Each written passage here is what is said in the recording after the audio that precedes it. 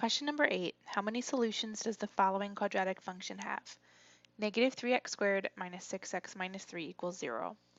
We need to use the discriminant formula, find our numeric answer, and then apply our rules over here in this box to know what type and how many solutions we have.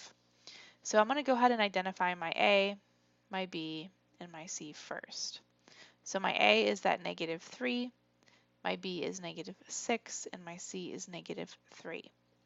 I'm going to plug those answers, substitute them into my discriminant formula. So B squared, negative 6 squared, minus 4 times A, which is negative 3, times my C, which is also negative 3. Now we can pull up our calculator and plug that in.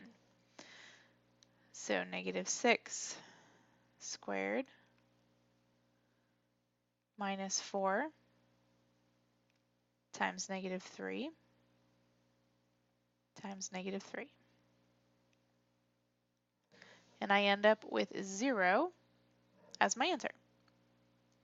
So if my answer is 0, I go over to my handy dandy little cheat sheet here, and it says right here, if I have the answer of 0 for my discriminant, I have one solution.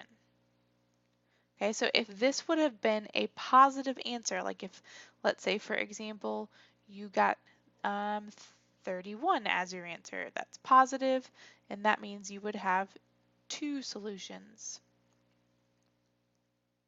If you got something like negative 5, that's a negative outcome, then you would have no solutions. And by no solutions, we mean no real solutions. I should put real in there. Okay? And then 31 as well, since 31 is not a perfect square, this would be an irrational solution when you are solving. But for this example, we got 0.